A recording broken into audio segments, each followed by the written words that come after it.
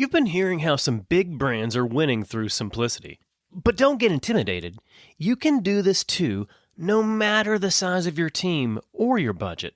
Want to learn the 6 behaviors you can instill to create simple experiences for your customers and your team members? Download a free copy of my Simple Playbook today. It'll help you immediately turn your customer experience around and create an Amazon experience without having an Amazon budget. Grab your copy of my Simple Playbook at mattlyles.com/simpleplaybook. Welcome to the Simple Brand Podcast, the show dedicated to helping you create simple experiences for your customers and for your team members.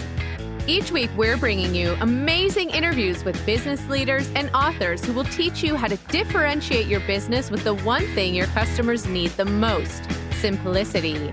Your customers live in a complex world. Let's make it simple.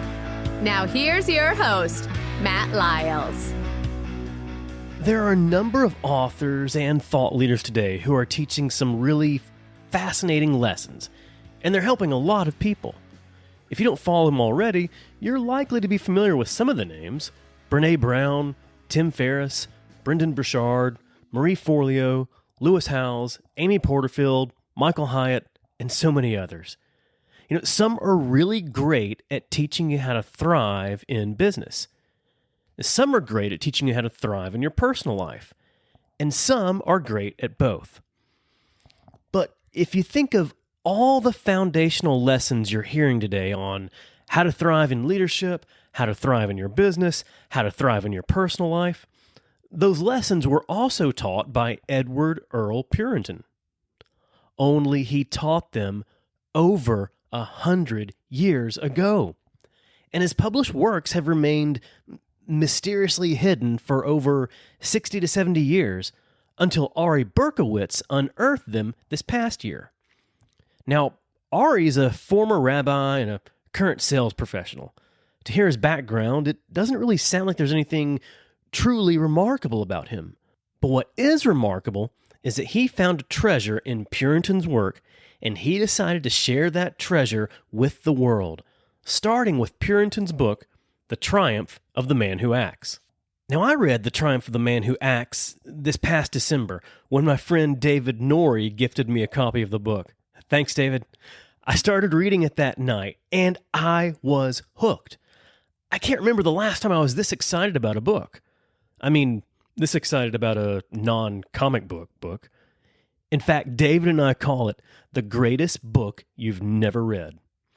And while both the timeliness and the timelessness of Purinton's lessons are fascinating to me, I think the story of how Ari found the book, unearthed it, and republished it this past year is just as fascinating.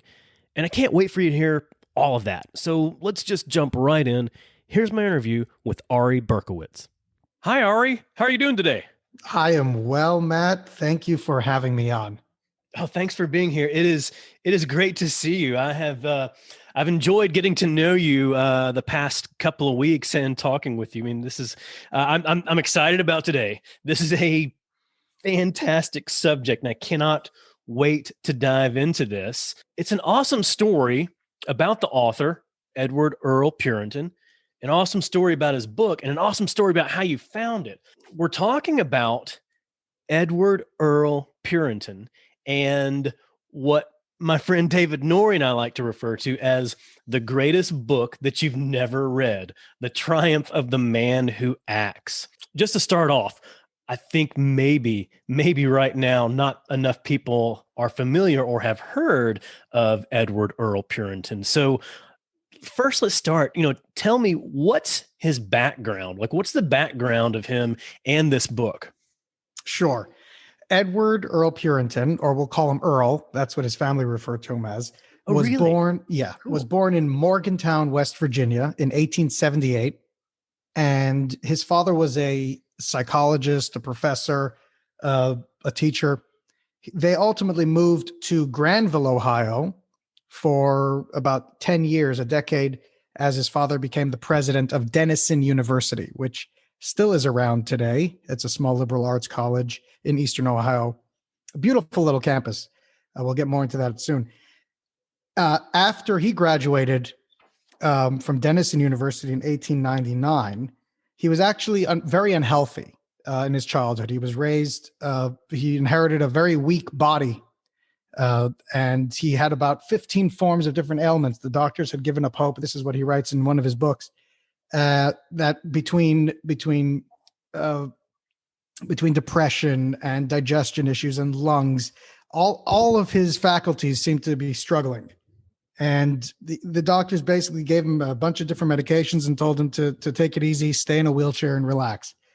He was not inclined to do that. He had a very active mind. Good for him. And he wanted to heal himself. He wanted to find answers to his ailments. And so when he graduated college, he traveled the world. He traveled to Europe and to Asia to gain knowledge and experience for the various health matters that he had. And through that experience, he studied 500 systems of health and efficiency, which is sort of the overarching information collection that he then went on to pursue the rest of his career, built on these principles that he studied and learned in healing his ailments. Wait, so hang on one second. You said he studied 500 systems of health and efficiency. How long did he spend studying all of these? Well, from what I gather from his travels, he was traveled for about 2 years across Europe and Asia.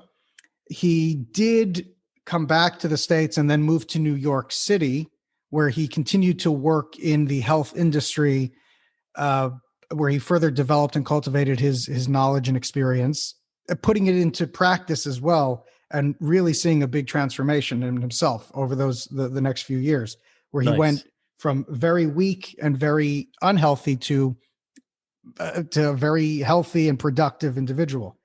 And he realized, and he was also a masterful writer, very poetic, very philosophical, and he was able to put all of that knowledge and began writing about it, and people found a great response. There was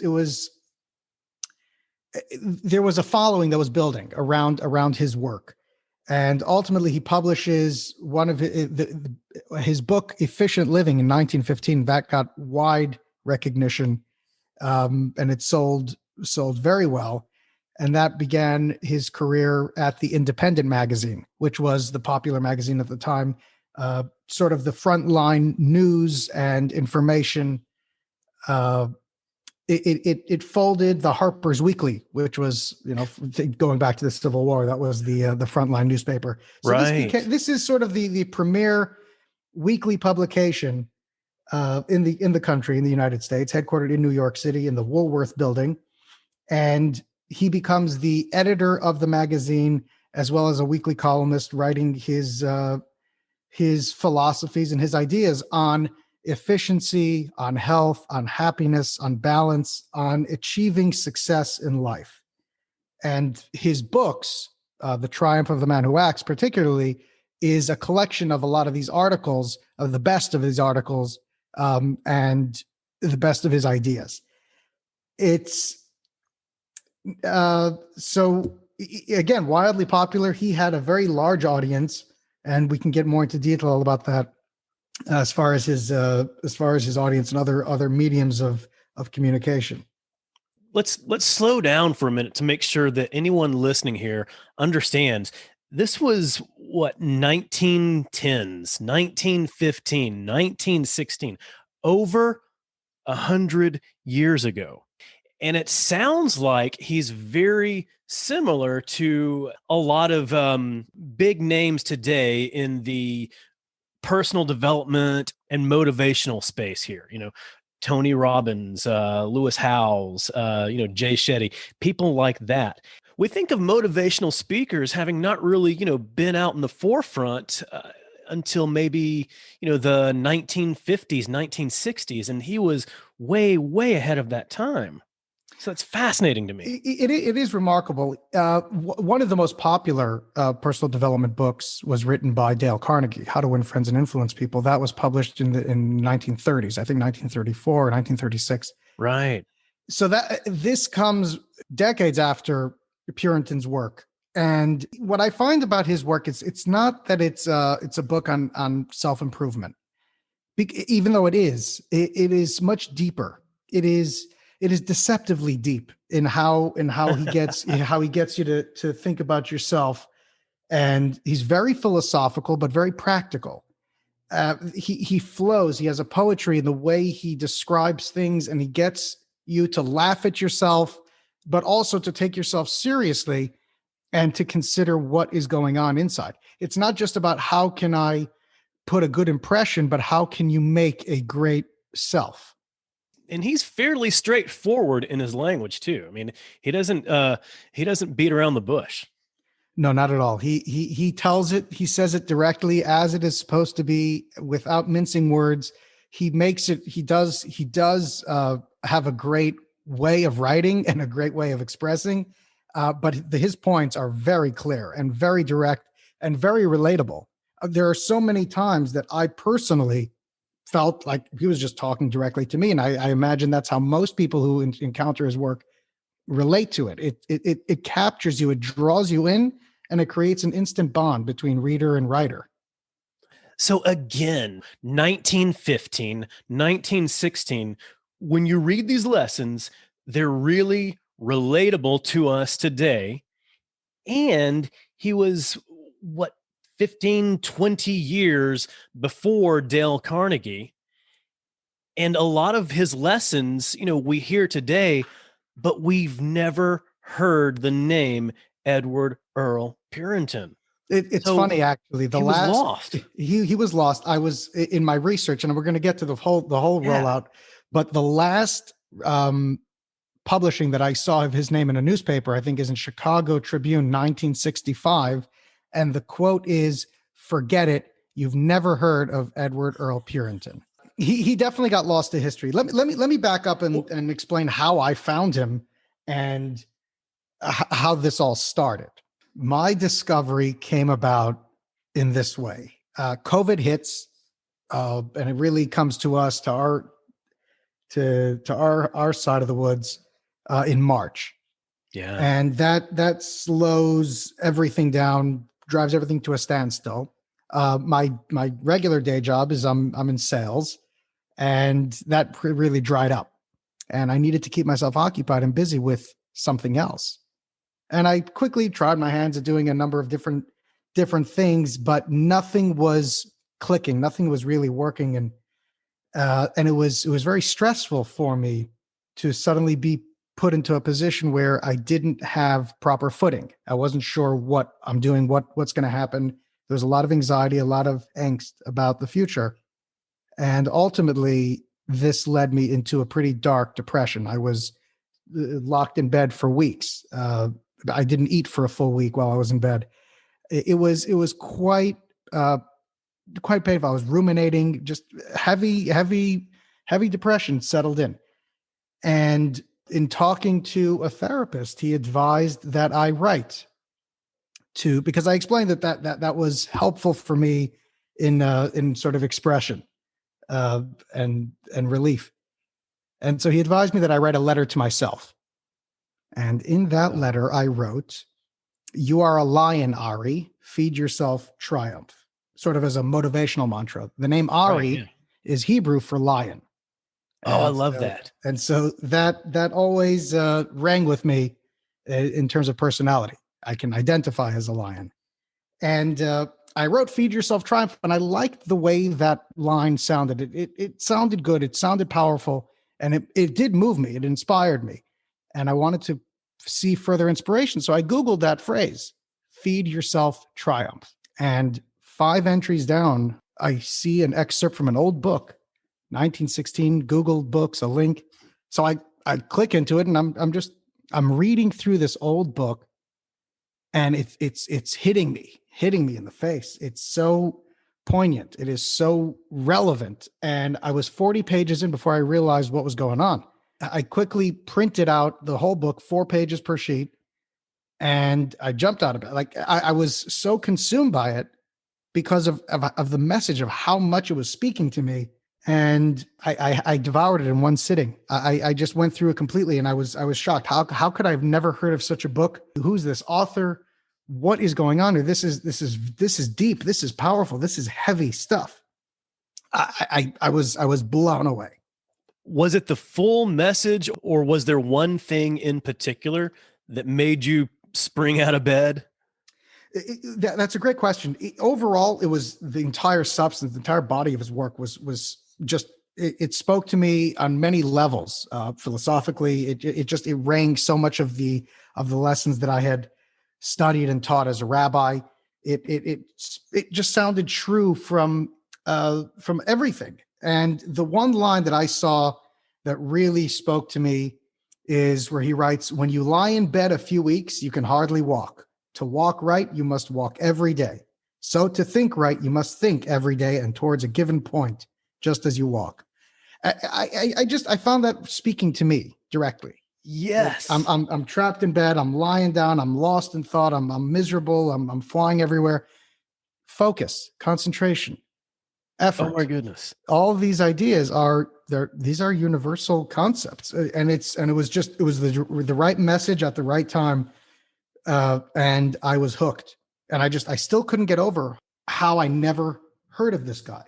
I love that quote that you just shared. I love that passage because to me, that's focus, effort, and discipline. And that's something that I've been focusing on over the past few weeks, and have been teaching somebody lately about discipline, getting into certain habits. If you want to make a habit of journaling, if you want to make a habit of daily Bible reading, daily prayer, or whatever, a lot of musicians will tell you it's much better for you to practice and kind of like play with your musical instrument maybe 10 minutes every day instead of 1 hour once a week. It's that regular daily discipline habit. I love that. Sure, the rhythm and the routine, it's something that's required. And also the point was that it's not just your body, but there needs to be an exercise, a conscious exercise of everything, of your heart, your mind, and your soul. In addition to the body, they all require focus, effort, and attention. Just as you would exercise your body diligently, you must also do that to your heart, in your relationships, in your development, in your business, in your work, in your ideas, in your discipline, in your expression, in your writing or music or whatever can express your soul, in prayer. All of these ideas, they require a daily act, a daily occurrence, a daily interaction. And it's balance across all of those areas. I get it. I understand that reading that would really move you. And I imagine, I have to think that, over the past few decades, maybe there have been a handful of other people who have found Puritan's work, who have found, The Triumph of the Man Who Acts, and they read it and it moved them. But they likely just kept it to themselves, maybe shared it with a couple of friends. You could have done the same thing. Like, it could have motivated you and you could have done really well from that. But you decided to republish the book. Why did you decide to republish it when you just could have kept it to yourself? It's funny. It's actually that question, that specific question is what I texted my brothers. I said that I found a book and I'm just blown away by it. Should I keep it as personal reference, or should I republish it? And they all said right away, keep it as personal reference. So I realized then that I had to publish it. I felt whatever like your brother says, do the opposite. I felt like I was a child on a beach finding a shiny shell and running to show the parents. I was just compelled to share with everybody this book. It was so powerful. It was one of the best books I ever read. It roused me out of my slump of despair. And I knew that just as it sparked me, it can spark many others. And just the idea of I'm going to publish this was firmly planted in my mind. He even has a line in the book, try this experiment. The next time you feel a conviction, a desire, or inspiration that seems unusual or even untenable, act on it fully, promptly, and implicitly. And so I did. I just ran with it. Now, how does a guy I never wrote anything before and I never published a book before, but I was able to do that because while I never published a book, I did have background in design. I was a rabbi for 5 years, but during that time, I was also, just to supplement my income, I was a graphic designer, and I wasn't well paid, but I definitely earned the experience and the knowledge of press and design and production and layout and all of that.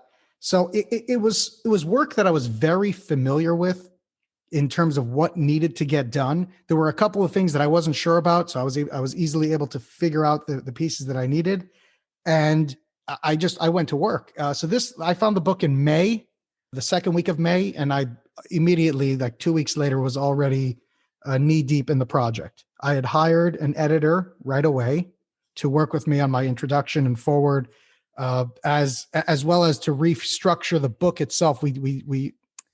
I changed up his order a little bit and put it into sections. I wanted to do that with guidance of a professional who's been in the literary field for decades, so that I'm not just doing this on my own, so to speak.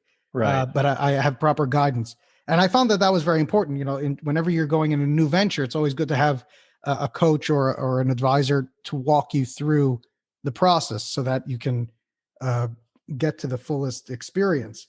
Hey, even when you're not going through a new venture, I mean, I think no matter what you're doing, every time you still need the guidance, the counsel of a coach or some other mentor, just to make sure that you're not the only one seeing this process. I agree with that. I definitely that is. I was just saying that, especially in a new venture where you really are you're flying blind. Oh yeah, without the full knowledge. But in about 6 weeks, I had everything reorganized, laid out, an introduction written. It was ready to go. Plus the illustrations that I included as well. That was all ready to go for printing, and I paused because why wasn't this book published? Meaning, why wasn't it known? Well, how did it vanish? What is stopping it? Why did it freeze in time? So that question was really bugging me, and I needed to dig a little bit deeper before I publish something and then find out something that I didn't want to find out after the fact. So I wanted to see, are there any skeletons? Is there anything controversial that I should know about beforehand? So I booked a flight to Pittsburgh, and from there I drove to Granville, Ohio, to Denison University. And over there, I was able to get into their library archives, and that's where I first saw his original volumes. They never heard of him. They did hear of his father, who was the president of the university. There's even a big portrait of him, right? But nobody heard of him himself, and so it was just surprising that I'm actually unearthing history here and an alumni of their university who is quite renowned. Like an archaeologist or like Indiana Jones or something. It was exceptionally exciting. It was investigative journalism, or I was in the trenches really digging deep, and I found what I was looking for, which was I found his original volume. It's funny that I was such a stickler for the design and the specifics, because one thing that I was looking for in the printing of the book is I needed to have a printer who can print a deckled edge or a rough cut paper, because I wanted to give it that old time look. Yeah. And when I saw the original book, that's exactly what I saw in it. I was like, yes, I got what I was looking for. That was validation right there. There was a lot of validation. It was also like, wow, this guy really did exist. It is real. All the dots are leading somewhere. The breadcrumbs are following a trail. And so that was the university. I got to experience that. He was a professor of Greek at the Duane Academy, which is there on a building on the university. He lived there. That was his that was the birth of a lot of his ideas. From there, he travels the world, but I didn't follow that. I just went back to his hometown of Morgantown, West Virginia, which they moved after in 1901. His father leaves Denison and becomes the president of West Virginia University in Morgantown. So that's where there's a lot more information about him and about his family. There's boxes and boxes of archives at the university. Because of COVID, it's difficult to get into. So it's a slow process, back and forth, just trying to get more information. But I began to learn a lot more about him. And the more I learned, the more fascinated I was, and the more shocked I was at how he vanished. We're talking about a man who, in his prime, based on various research, he had produced over 10 million copies of his works. He had an active readership of over 3 million. He corresponded personally with over 100,000 people. And a lot of the details of this is in the university archives. And so it only made the question even bigger. How did he vanish with such an important message and such a wide audience? Then he drifts off. Hang on one second, Ari, because I want to backtrack here a minute. You're saying that he sold 10 million books. Yes. And he had a following of 3 million people. Yes. So today, in 2021, would say, wow, like that's really successful. As a writer, as an author, that's a pretty big platform right there. But this was over 100 years ago. The reading public 100 years ago was not what it is today. You didn't have that many people as part of the population reading and following someone like this. So to me, those numbers are even larger when you consider that was 100 years ago. It's astounding. And the more I dug, the more marvelous the story and the character becomes, because his active readership. He writes here, this is a letter that he's writing to all those who are involved in his personal efficiency course.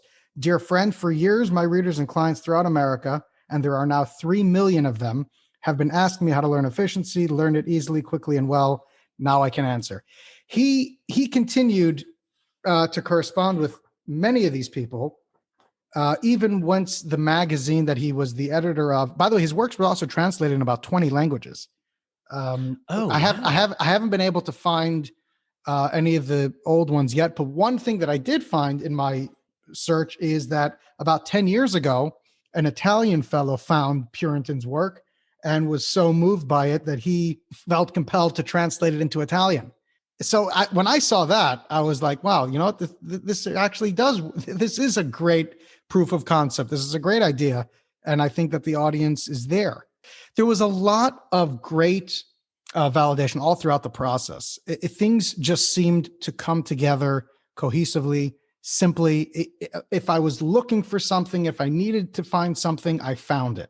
I found his obituary from his fraternity, and that was, I think they had written it in the 60s in, what was the fraternity? Sigma Chi.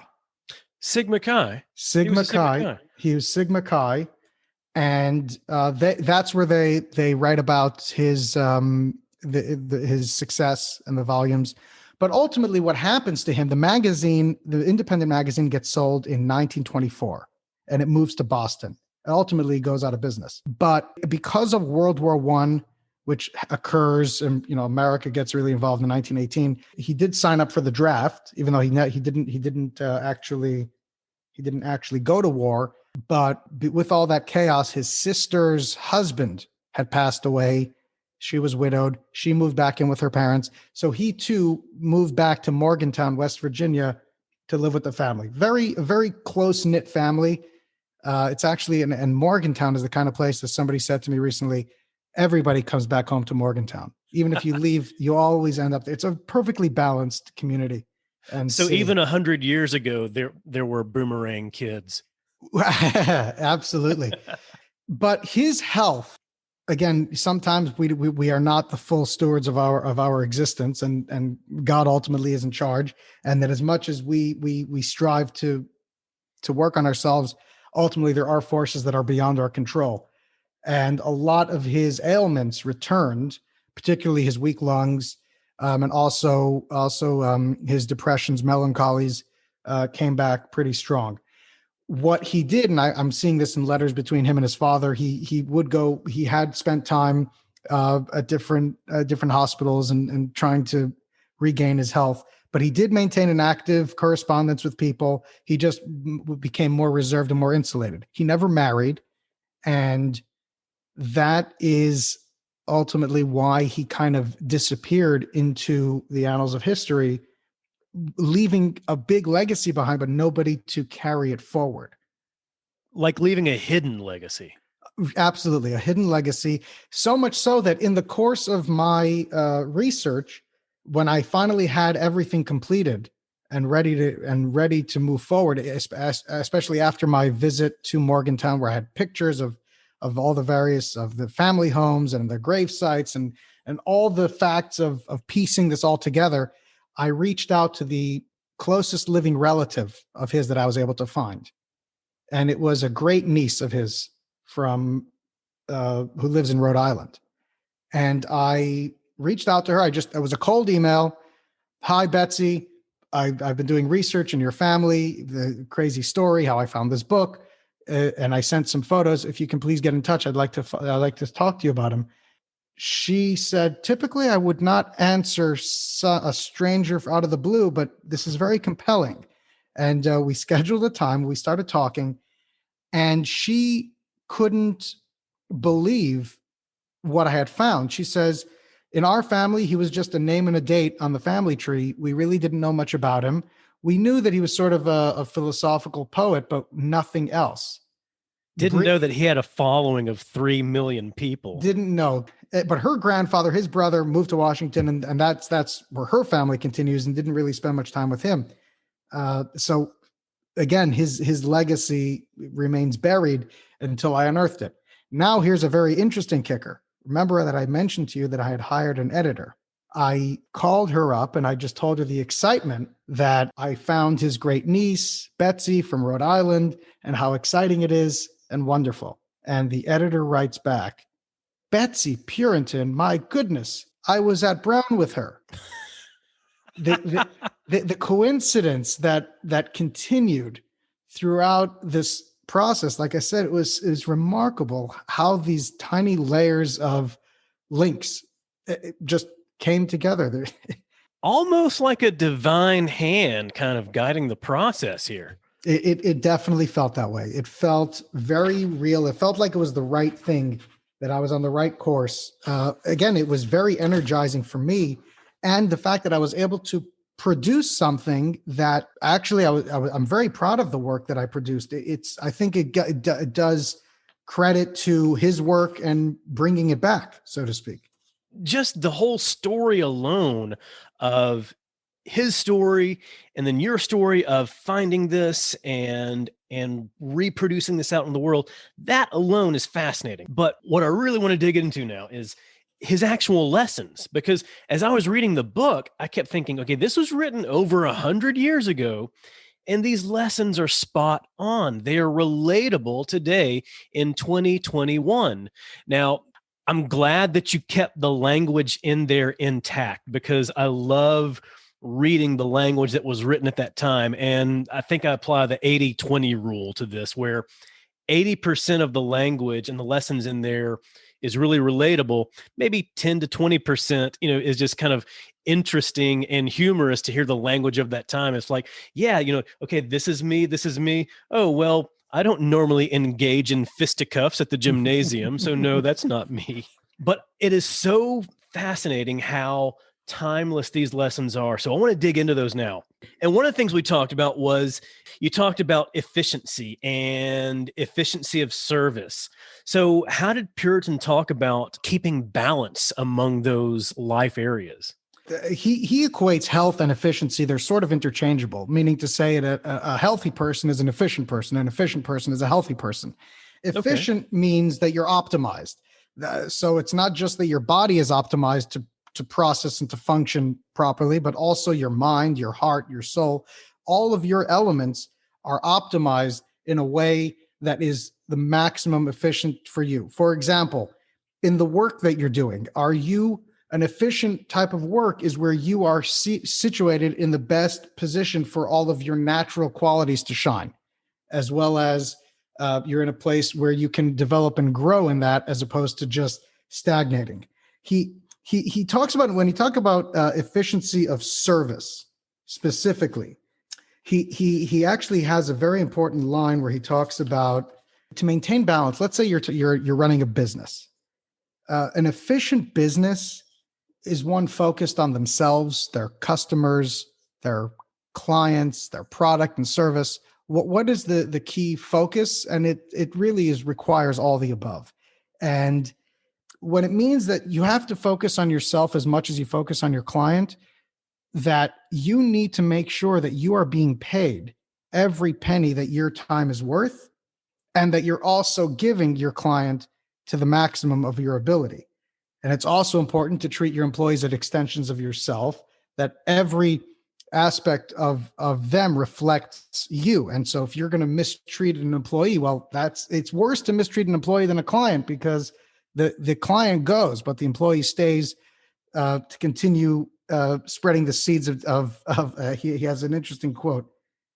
Right. And the promise to a clerk is more binding than a promise to the richest patron. The patron goes, but the clerk stays to scatter seeds of trouble.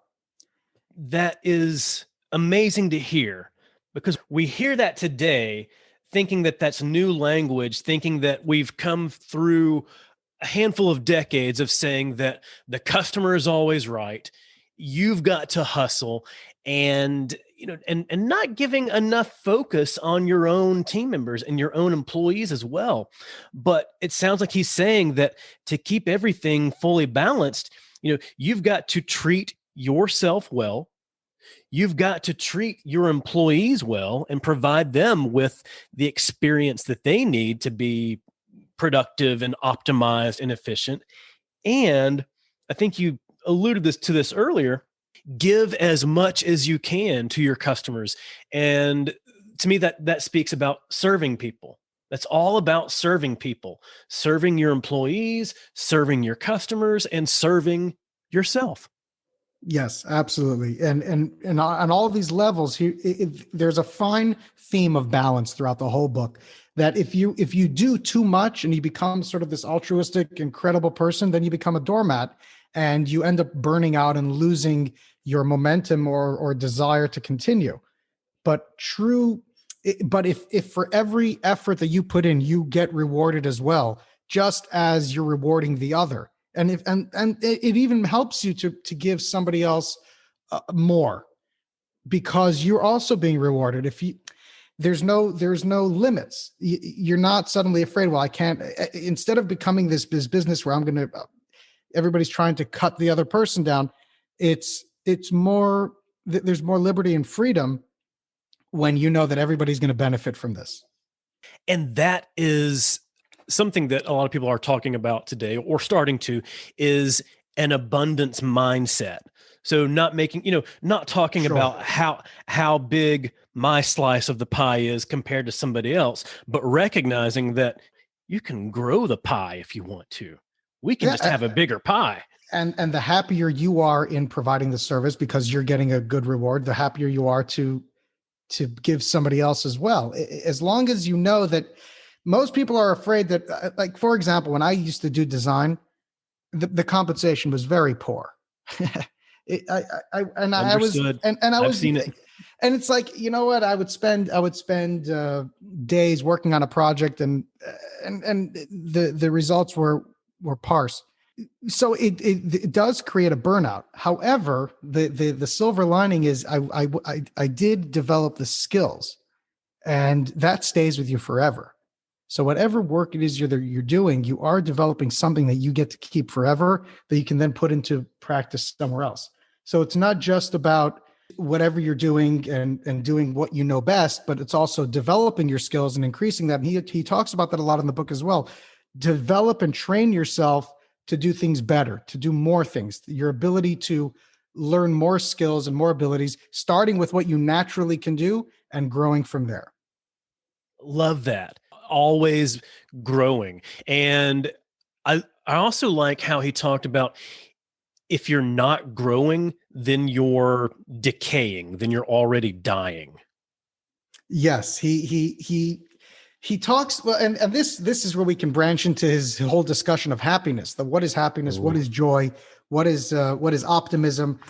His lessons in happiness, they're essentially like this: that nothing can make you happy, and it purely can come. It has to come from within. You can't expect happiness from anything else. And what brings us most happiness? Growth. But the majority, seeing only the fruit of development, which is happiness, fail to consider the long, hard months of pushing up through the earthen crust that lies between the seed and the fruitage. So during growing times, we are apt to feel impatient. And that is where a lot of people realize that, if only I had this, I'd be happy. If only I had that, I'd be happy. Think about the experience that you're dealing with right now. You may think you're miserable, but you are growing in something. Something is happening. There is an internal happiness in that recognition, if that makes sense. No, that makes absolute sense. And that's something that I learned, 4 or 5 years ago around happiness. And Sean Achor, The Happiness Advantage, Marty Seligman, his work on learned optimism, recognizing that there's nothing outside of me that's going to be able to make me happy, and nothing can make me happy. Happiness is a choice. Happiness is something that I need to choose to have no matter what. And it can't be, you know what? When I reach this point, then I'll be happy. Once I hit this milestone, then I'll be happy. It's being happy regardless, and being happy along the way, and being happy during the process. And that growth process, the full picture is what true happiness is. One of his first books that he wrote is a small little book. It was for the Harmony Club, which is an interesting little group that promoted happiness. The book was called How to Be Happy. And it's essentially the chapters of in the Triumph. It's that section of those few chapters. I guess happiness wasn't really a big theme in those days, and he was on top of it. Just as optimism, he said Martin Seligman writes a book, Learned Optimism. He has a whole section on the science of optimism, learned optimism, the importance of being an optimist, and what is true optimism. A learned optimist sees every obstacle, every critic, and every hardship as guidance and instruction for growth and progress. As he says, a natural optimist is a natural fool. But an efficient optimist hopes entirely without reason, but works entirely within it. And the idea is to hope with your heart and work with your hands, not to be just a dreamer with no foothold or a plotter with no foresight, but to look at every failure as a lesson to be learned. That is optimism. Optimism is that everything is there to teach you something. Somebody criticizes you, thank you. You are helping me improve myself. Something doesn't go the way it's supposed to, wonderful. Now I know that doesn't work, so I can try something that does work. All of these experiences, all this feedback that we get that most people are afraid of. I know for me, I don't like a lot of the feedback, but he has taught me to begin to appreciate it in a way that it only serves to heal and grow. Not just to be optimistic, everything's going to be great, hoo la la. That's not the way it works. A real optimist is somebody who has been through hell and will continue going forward because they know that there is greatness ahead. And there's that growth in there as well. So, if you're treating every failure as a lesson, then you're treating that as growth opportunities as well. It's a timeless lesson, and something that I heard, maybe a couple of years ago, and I thought, wow, that is just fascinating to me. So thinking that lesson was somewhat new here in the 21st century, but that lesson was being taught over 100 years ago. A handful of years ago, I came to the realization, and I actually learned this from Jocko Willink. I don't know if you know him, but he's another the Navy SEAL. Yeah. So Jocko and his lessons on good. When things don't go your way, good. So somebody rubbed you the wrong way, somebody gave you some negative feedback, good. Now you know what you need to do to improve. You didn't get that job that you interviewed for, good. This is an opportunity for you to grow your skills even more, towards getting that job. Right. Mentioning Jocko, he's also at times Puritan is as relentless as David Goggins in his pursuit of advancement, of development, of not to allow that voice, meaning to look at the hardest thing and go after that. Whatever that is inside you that's telling you no, then that's really where you will find the most growth. The thing that you're most afraid of is really where you'll shine the most. It's funny because you're saying how relevant it is today. It's incredible how similar our time is to the way it was 100 years ago. The more research I did in that era, there was enormous global unrest. There was a world war brewing. There was anarchy and riots everywhere. There was a global pandemic. Major global pandemic, millions dying. And yet with all of that chaos going on, here is a man who is counseling and advising people, both titans of industry as well as everyday folks, on how to achieve greatness and success in your small domain and in the large domain. He talks about the necessity for you to be bigger than just yourself. You have to serve a community, to serve your business, to serve your family.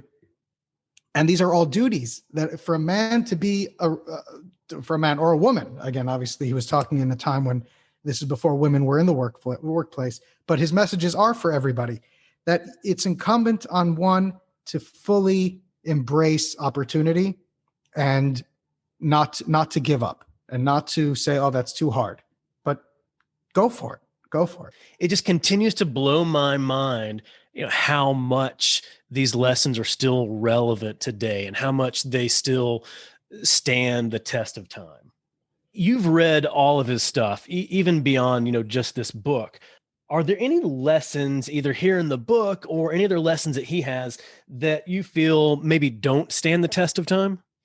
That's a good question. Most of the substance of his work is timeless, because generally they're addressing human nature, behavior, encouraging optimism, happiness, health. Some things that were just a little bit unrelatable and were too specific to his area, like specific lessons of individuals from World War I that I just found were too time focused and time centered, just as writers today will write to cultural references. So I found that was irrelevant. There was also some of his opinions and science on the physical appearance, the science of character that would not fly today. It would cause a big cancel. So, but I laughed through it because it was hilariously funny. Yeah, so take that lesson with a grain of salt. Yeah, absolutely. And again, I kept some of the stuff out of the reprint that I just feel wouldn't carry over. And that was obviously with the guidance and the help of the editor as well. And so beyond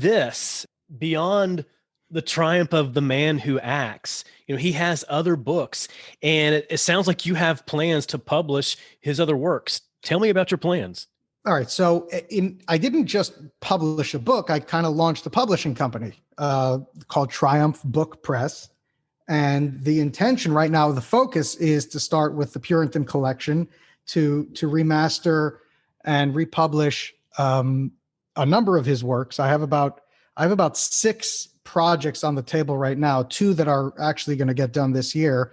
We're going to publish his book Efficient Living, which was his first big bestseller, as well as Personal Efficiency in Business. And so I think these 3 will be a nice little collection, because it's not just a nice historical piece, but it's also very timely and relevant, and they're powerful. Whether you're looking to master yourself or your business, there are specific areas that you can do, disciplines that we apply to ourselves that are efficient in work, and they're timeless. They've always worked, and they'll continue to work. And it sounds like they contain these hidden lessons that don't need to remain hidden anymore. Absolutely. Again, the more that I read of him, the more excited I get. And I've been sharing this with people, excited just for people to read it. And the feedback is generally the same, that, wow, how in the world, where did this come from? Incredible. We've never heard of this. This is amazing. So it's been a remarkable a remarkable journey. And I'm so glad that I get to spend my time doing this. That even though I started out COVID in a miserable heap, it turned out into quite a blessing because I was able to uncover something very special, not just in the world, but within myself too. I'm grateful that you were able to find it for yourself and you were able to get out of your COVID funk, for lack of a better term, and improve yourself. But then I'm also grateful that you decided to share it with the world. It's too good to keep for private reference. It was screaming publish. When you publish the other books, Efficient Living, Personal Efficiency in Business, you got to promise me you're going to use the deckled edge printing on the paper, right? Of course, I'm going to keep the same styles and the themes to keep in touch. Again, I believe in top quality. So when I went to print this, it wasn't just, oh, let me see the quickest way I can get it out there and boom, so we can just put a slap any cover on it and let it fly. Attention to detail was very important, and I wanted that when somebody holds the book, they actually feel that this is a good quality book. This is a real deal, and so the hardcover really expresses that. You can buy them anywhere books are sold: Amazon, Barnes and Noble, Walmart. You can get it through our website. It's cheaper through our website directly, and that is triumphbookpress.com. And Matt, for your listeners, I actually put in a special discount, a 20% off on top of the already reduced prices. What? Plus free shipping, 20% off for your listeners if they use the code SIMPLE, SIMPLE, for you guys, 20% off. And we'll keep that going because it's the audiences that really resonate with these things. When people talk about them, they speak about to their crowd. And momentum happens. People are starting to share. Our Instagram is very active, where we post a quote a day. You can follow us on Instagram at Triumph B Press. Also, like all the socials, Facebook and all of the same at. So Triumph B Press, or the website Triumph Book Press. Also, if anybody wants to subscribe to our email newsletter, you can do so on our website, and you will get the free ebook version of Triumph. And last promotional piece, I have to say this because I don't even know if I shared this with you yet. In addition to producing a very high quality book, I also needed to make a high quality audiobook. Oh. And so I did that too. And that was released, and that's available on Audible. The Triumph of the Man Who Acts. I hired a voice actor, to give almost like Edward is reading it himself, as though Earl was reading it. The voice is sort of beckons that old era. When I listen to it, I imagine that it's him. It flows in that way, a very pensive, thoughtful voice. I can't wait to listen to that now. Oh yeah, I'm gonna send that to you, Matt. Awesome. Thank you. And thank you for the 20% discount. So, anybody listening, they can go to triumphbookpress.com and order the book right there at a lower price already than you can order from Amazon or Barnes and Noble. And then using the discount code of SIMPLE, SIMPLE, that gives you a 20% discount. Well, Ari, last question for you. And I don't know if this is easy to answer or not, just based on the fact that this was written 100 years ago. But if you were to create a 5-song soundtrack for The Triumph of the Man Who Acts, what songs would you include? I love the question. I mean, the fact that Purinton is so poetic, I would have to go with the greatest poet of our era, the great Bob Dylan.